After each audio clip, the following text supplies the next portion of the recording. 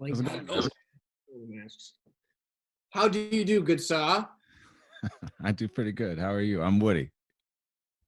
Hi, Woody. Hey, How are Woody. you? Like we can see into the So we were just talking about the plague when we came on. I just Sorry, you were talking about the plague? yeah, we were entertaining ourselves about it. Talking All right, about well, you got to entertain me a little bit then. Tell me what you're talking about. the Black Plague. We were talking about those masks that the plague doctors wore with the big beaks. And garlic. They put garlic in there, I so that's thought what they we're put trying to do. flowers or some, I don't know. Fresh botanicals of any sort. It'll keep it away. Yeah, so that's I think what we failed to do here in this pandemic is more witch doctor masks. So that's where we're at, Woody. Do you think you could score one on eBay or something? Like maybe you could do it yourself, like make that a part of your next merchandise drop or something, right? It's like Actually, really, you could probably fit like the entire name of the band, like Greta Van Fleet, across the one of those things. probably, and then some, you know. Yeah. Yeah. I don't think you can get credit for the idea, but That's free. That's free. You can have it. Unless you're recording this, which I think you are, and then in that case, maybe you could take this to court. I didn't say that. I retracted the statement. We'll see if the YouTube comments like demand. If the demand is high enough for it, then maybe you can make a decision from there. You can call it from there. perfect. Yeah, great. So you guys have the Battle at Gardens Gate, April 16th. Is it done? Yeah, the album, yes. Has it been done for a while? Just long enough to marinate. And I think we really started before the world really changed. Yeah. So, but however, it feels eerily appropriate.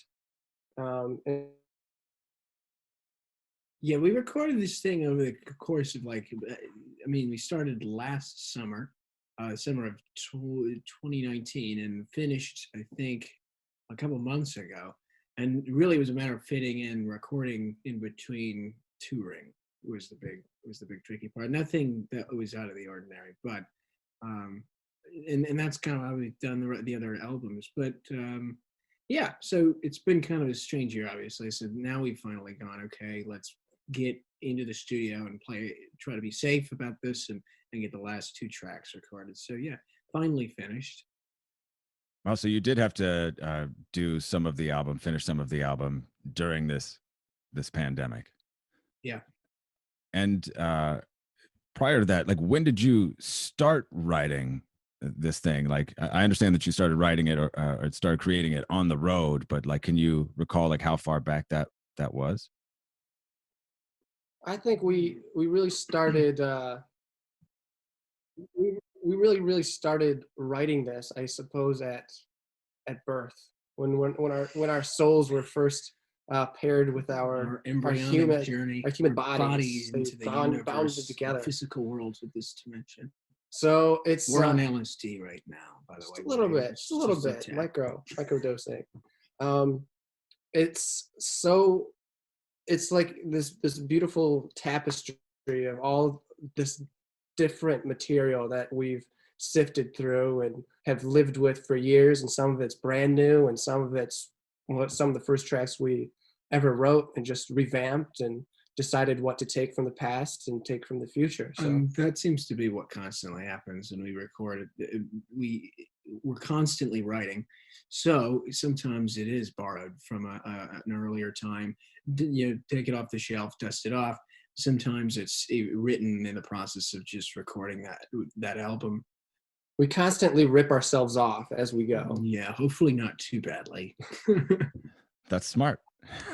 Like, honestly, that's smart. What about My Way Soon and Age of Machine? Can you talk about the creation of those songs? Like, where did they come from? A jam, like a lick that you pulled out of the closet? Like, how did those come about? We can start with My Way Soon. Yeah. That was something Jake was playing around with some riffs. And they kind of worked together. And he showed me some of the stuff, and I thought, geez, that's really good. I remember kind of really pressuring him into doing something with that, or having us approach that as a song. And so that we recorded last summer, and that was kind of basically about life on the road. And it was kind of, I think we were we had to play it. That's how we write a lot, of our stuff. So Jake, I think, get the guitar. Everybody sort of like sat in the studio and figured out the song, and kind of figured out an appropriate arrangement. And there was a vocal melody that I'd come up with, and then it was a matter of getting to the lyrics, and that's what the song was asking for. And it was telling me this sort of like introspective journey into the world, and it was like the first thing and only thing that was ever written first person. So that's kind of interesting. But yeah, it's kind of where it started and where it ended up. That was fresh. I think it was two different songs that we kind of put together and cut the fat on. And it was very much one of those situations where it all comes to life very, very quickly in the studio, maybe over a 2-day span. And then Age of the Machine. Oh, that story. Shrouded in mystery. I can't remember that. Do you remember that? Those were dark times. Those are very dark times. Yeah. We went up and retreated like we always do in a mystical cabin in the woods.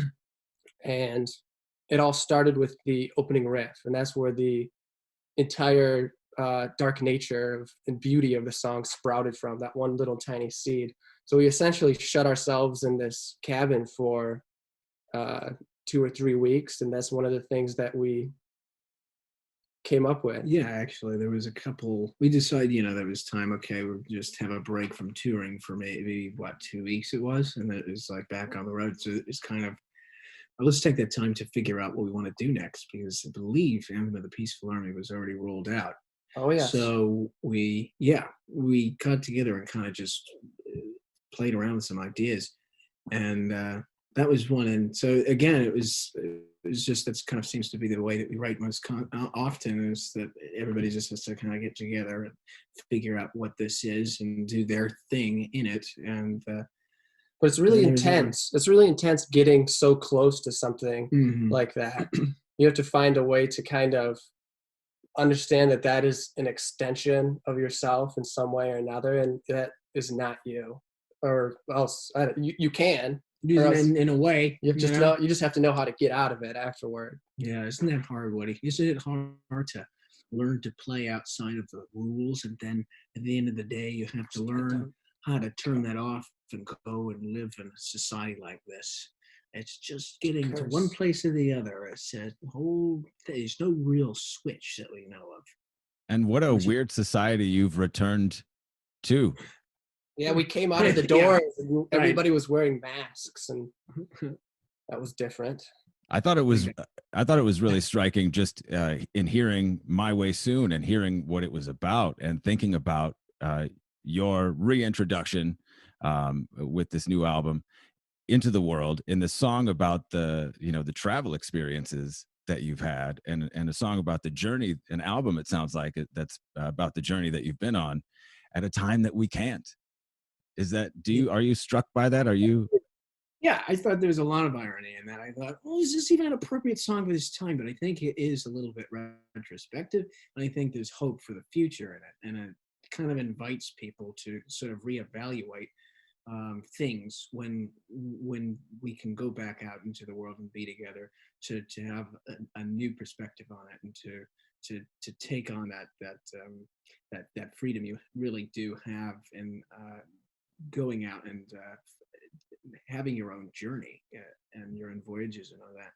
And also, I think a lot of people have forgotten what it means to be nostalgic and what it means to love life, because a lot of people are not in that headspace right now. So I think releasing something like that first thing out of the gate is exactly what we needed, and I think that's what everybody else really needed too.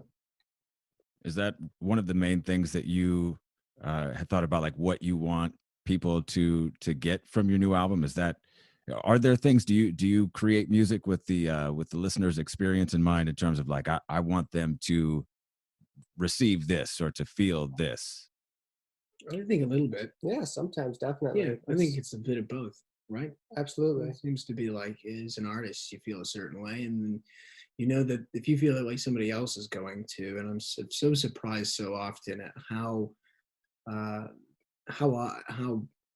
is so true, and how people really get what you mean. And it's surprising, because I don't often expect it. I continue to get Because taken aback by that. Josh is very hyper speech, and he really always wants people to Long-winded. yeah, let's say that. He always wants people to understand exactly what he's saying. He doesn't usually pick up his phone, but when he does, I'll get a text like this long. I'm like, oh, okay, that's pretty extensive. So it's just amazing how it transcends these words that could mean really a lot of different things.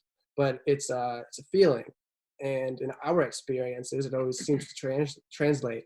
And when you get too far away from being a listener and just being a player, that kind of steps into the bounds of like progressive rock and stuff that is much less digestible. So I think it's just being in touch with being a musician and a writer and understanding what that means to the listener. I think, what was it, Paul McCartney said something that it would be a little selfish if you weren't writing something for other people too. Exactly. So in a way, it's a weird balance. It's like, but I think it's, you said you have to connect with your art, and again, it's like there's that human in you that knows that there are other people that are going to feel a certain way. But then if you step too close to the listener's perspective, yeah, then you're kind of manufacturing something, exactly. and it's not honest, and that's not art. Can you talk about the feeling with Age of Machine a little bit more? Because that song hit me in the feels. There's something really deep, like that depth of feeling to that. Can you talk about it?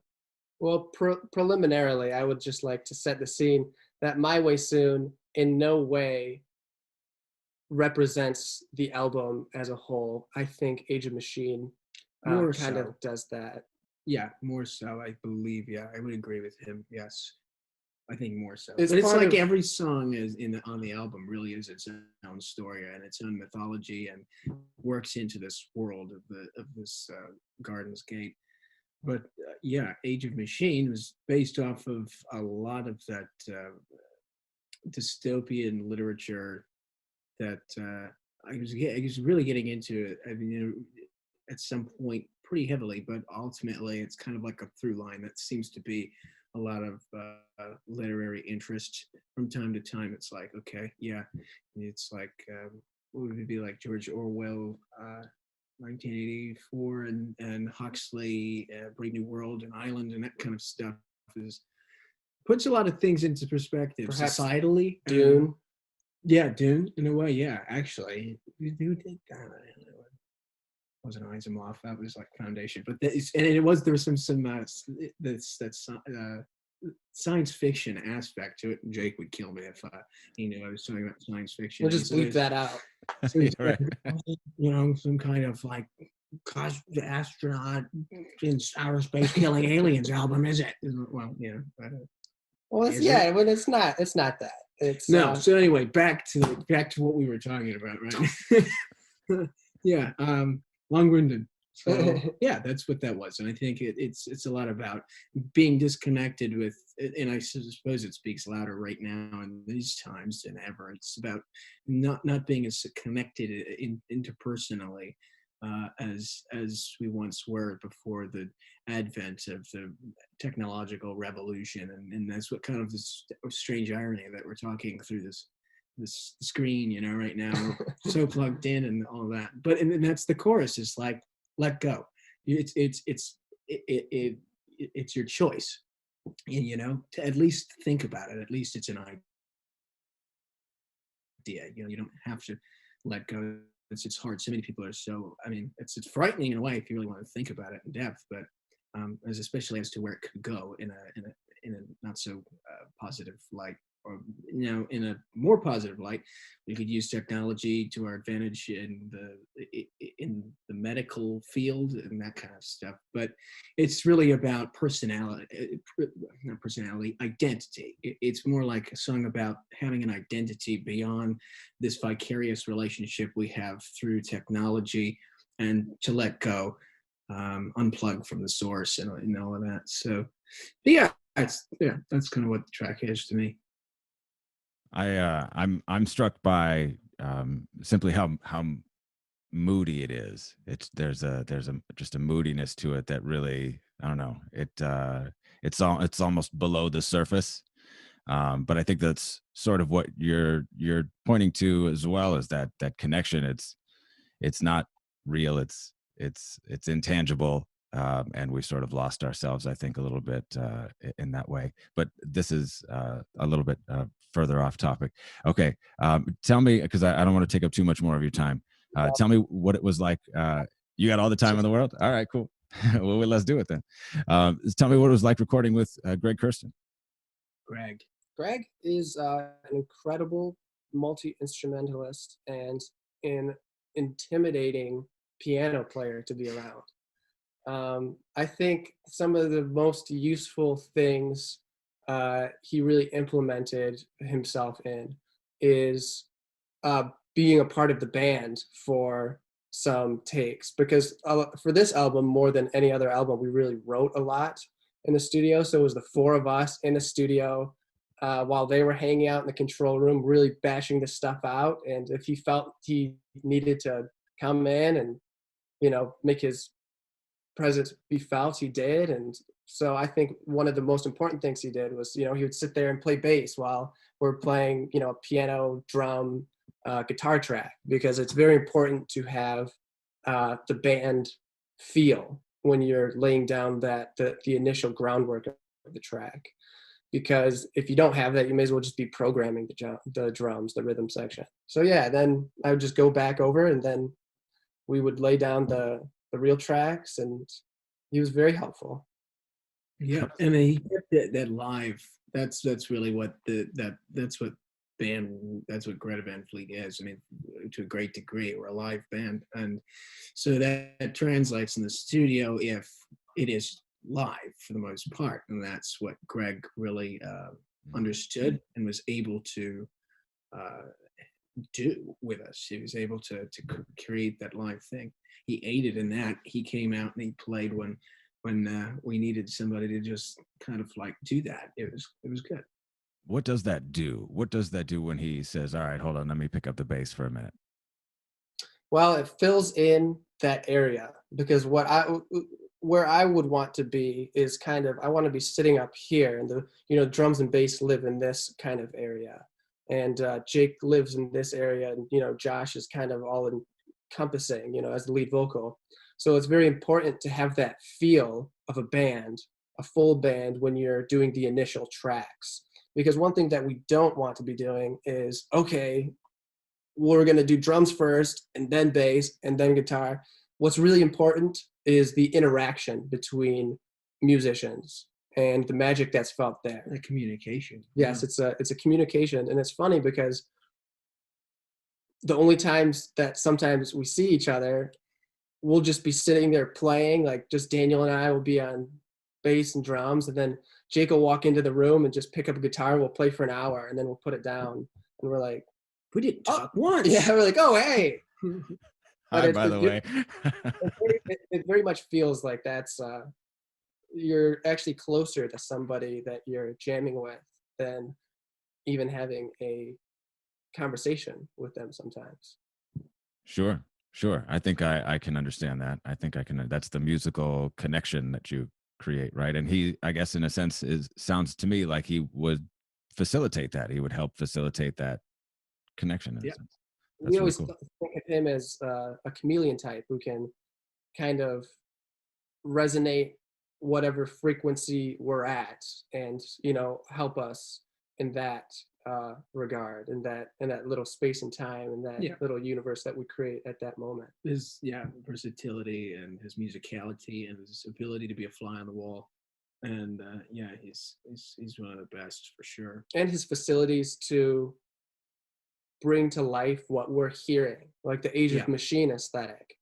There are so many things that we did in that song that are very much studio tricks, and it's very difficult to replicate the way that we're hearing it, but we got it exactly how we wanted it. Every single track, we got it exactly how we wanted it to sound. Did you guys feel any pressure this go around? Is the pressure of the next album, is that real for you? Not this, no. Well, they always say that. Are we supposed to feel something? I don't know, I man. don't know. I Oh don't my feel. God. I don't feel anything. I think so. Yeah, no, I mean, I think the last album was a bit like that. I mean, and the Peaceful Army, kind of like this first full album. And that I felt some pressure on, and we were so brand new, and there are, I mean, there's so much going on, and we were so much constant touring happening. It was all pretty overwhelming, and you really are like trying to be understood. You're trying to for people to understand what you are, who you are, what you're doing. And I think everybody kind of feels that way in the world, but that's what was kind of happening. So on this album, I didn't think that came across so much. I think at some point you say, why am I putting myself through all of this? There's no reason to. I think you just kind of turn that off because it's kind of nonsense to put yourself through something like that. So then it's like, no, we're just gonna do what we do, and that's kind of what this was. It was something that we've wanted to do. I think we kind of sometimes hold back a bit and go, I don't know, people might not, and that's where in that part of our conversation comes back around where you go, I don't think people will understand this just yet. And so I think that now is the time, once we've built this relationship with all of these people, around the world, to be able to put this out. And I think it'll be a little bit more. I think it'll be a little better received. I think people will perceive it better. Is there a growth or anything from the first album to the second? Is anything that informed uh, your experience this time around from the last time? Things that you feel like you did better, or things that you think you maybe executed on or were challenged to do that you would have shied away from previously?